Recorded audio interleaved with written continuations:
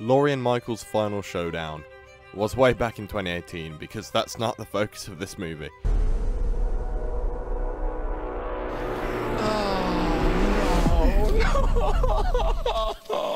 Halloween Ends is a difficult movie for me to review, to be honest, because I'm so confused by my feelings for it.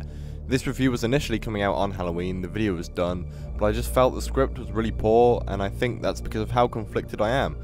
And I think I'm confident in saying this is potentially the most frustrating movie of the year for me.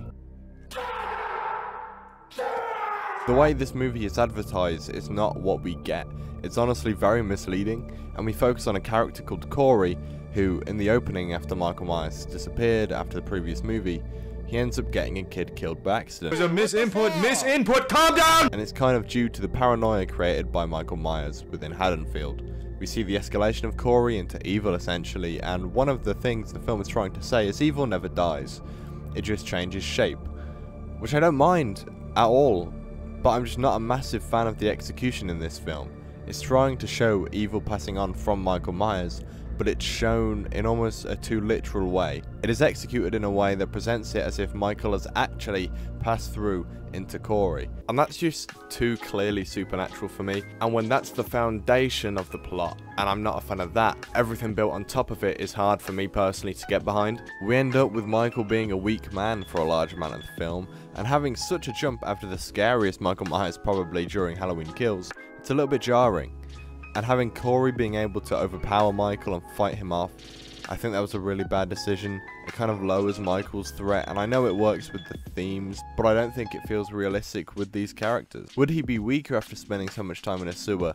Probably. But Michael fucking Myers getting overpowered by someone we've not met in any previous film, I'm not a personal fan of that. I'm speaking a lot about Corey, and that's because he's kind of the main character, which is very well acted and written, but this is set up and advertised as Laurie and Michael's final showdown. And Laurie doesn't even get loads to do. I like what they do with her, showing her moved on with Allison in a new life, but there's not enough of that in my opinion, and not nearly enough of Laurie and Michael's direct conflict. Allison also is really well acted, but I think kind of wasted in a romance with Corey in this film.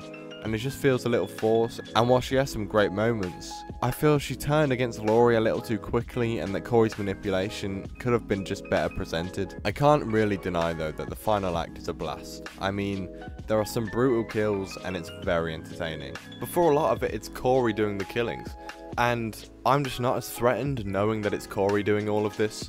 So when Michael does come back, and we see in Laurie's house the back door is open, there's a moment of realization in the audience. And it's great. We know shit's about to go down again, and I cannot wait. And then we have a great final battle. I can't really fault it, except that it's very short. It's a great final battle between these two horror icons. It's also worth mentioning there are a lot of just such well-directed sequences.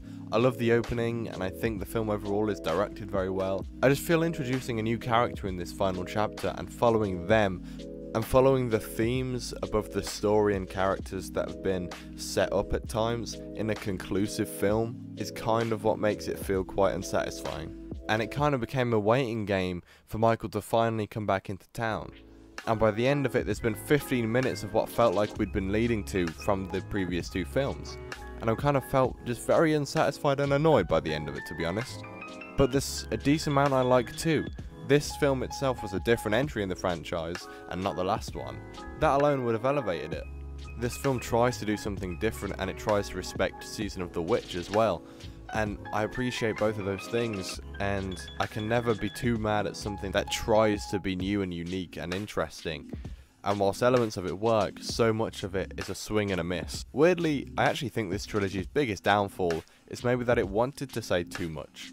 And maybe the Halloween franchise just isn't built for that. The original doesn't have much to say, and I love that movie to death, and it's the best by far. I just found that quite interesting. Yeah, baby! That's what I've been waiting for!